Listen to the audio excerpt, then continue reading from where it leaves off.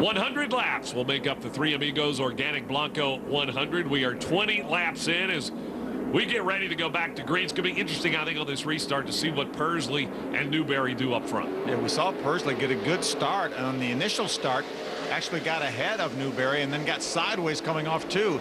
Has the advantage of, again, going in turn one. And look at Persley on the outside. Newberry, they touch for just a moment. 3 wide. Hey, here comes Ty Dillon in that 31. You're right. 3 wide here at Phoenix. Oh, great racing here. And look at Persley put his nose out front.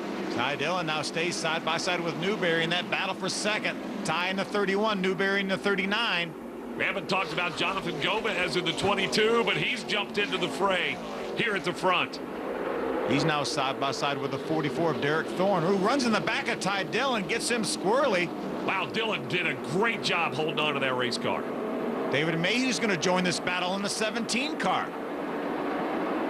Well, the racing was calm early, but it has really picked up now. There's Travis Pastrana also in this battle, racing up in the top 10. Good run through the center. Ooh, gets sideways off the corner.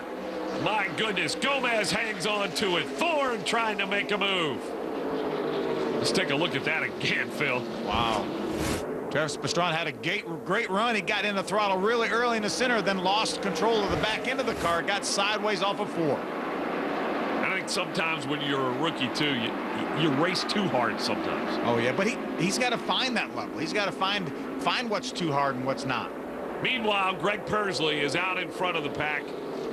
Started on the outside of the front row. Here's a battle for 8th. Pastrana's there along with Daniel Suarez and Michael Self. Self, a youngster who has been impressive at times in this series. As well as Daniel Suarez. That's actually Troy Williams Racing that Daniel Suarez in the 86 is driving for. That's an East Series team. I tell you what, this racing has really picked up. Guys, except for Persley, are really racing close together. There's trouble on the front straightaway. That's the 42 of Kuzik. It's going to catch up Stan Silva Jr. in the 65 car. A lot of damage to Stan's car. And caution is out once again, our second of the day. Stan Silva Jr. up against the fence. And Kuzik also in some big-time trouble here at Phoenix.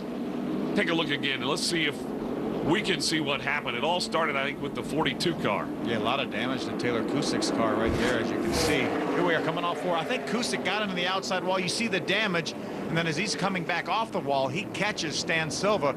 Fortunately, only the 2 cars involved. Kuzik, a familiar name, is his crew chief, Mike Harvick, turning the wrenches on that car. You know, they're disappointed. And here comes the leader down into the pits. Greg Persley now going to top off. He came in the last lap, got his 2 tires. I think his Gene Price Motorsports strategy, he's done pitting. It's going to be interesting to see whether or not that works or not. Interesting strategy from our leader, Greg Persley. One of the key elements, whether you want to get your tires early, you want to get your tires late. Obviously, Greg Persley, Jerry Pitts in that bunch said, let's get them early. Then we'll have track position the rest of the way. All right, Phil, what's the disadvantage of getting them early? Well, then, if you get a caution with 40 or 45 laps to go, somebody puts fresh tires on, depends on how many cars are on the lead lap. You never know how many cars are going to be on the lead lap, how much traffic they're going to have to go through. Well, there is Richard Childress, Ty Dillon's grandfather, and you know, he's having a few words of wisdom with the guy behind the wheel. Oh, without a doubt. And Austin, Ty's older brother's done such a great job in the Camping World Truck Series. So something to be proud of for Richard Childress. And I know their dad, Mike Dillon, awfully proud of what those guys are doing. As well as Tina. Let's don't forget Tina. Yeah, there you go. Well, we're back under green here, and it is Ty Dillon who leads this race. Yeah, speaking of the Dillons, how about David Mayhew now jumps to the inside of Jonathan Gomez in a battle for second. He's going to pull up beside Ty Dillon. Mayhew is going to explode to the front. I tell you, this is a great race team. David Mayhew seems like he dominates every time we go to Iowa. He always wins the west portion of the race. They had a standalone race there a couple years ago, and he just killed the field.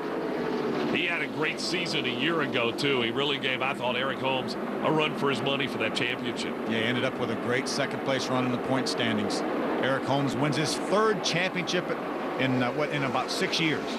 It was absolutely amazing. He and Bill McAnally have made a great team, but you know, as we watch the guys up front, we really have not heard a lot from Eric Holmes today. Well, remember, he had to go to the back because of that engine change. He's made some steady progress.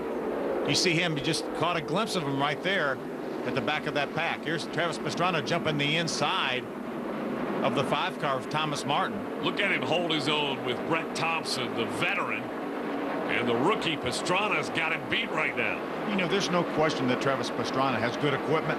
But for him to jump in there and race against people like Brett Thompson and Jim Engelbright, that's amazing with no more experience than he has. You know, the only other person I can think of that I've seen do something like this was Ricky Carmichael. Yep, Ricky did a great job. Started in the East Series, now made his way into the Camping World Truck Series, doing a terrific job, getting better and better every week. You know, he came from the motorcycles onto stock cars and did a lot what Pastrana's doing. Just jumped right in and took off, which is what Ty Dillon has done now as he holds off David Mayhew. Remember, there's a spin. The 14 car of Travis Milburn.